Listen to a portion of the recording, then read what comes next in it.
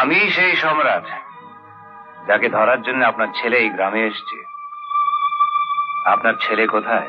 ও এইমাত্র থানায় গেল।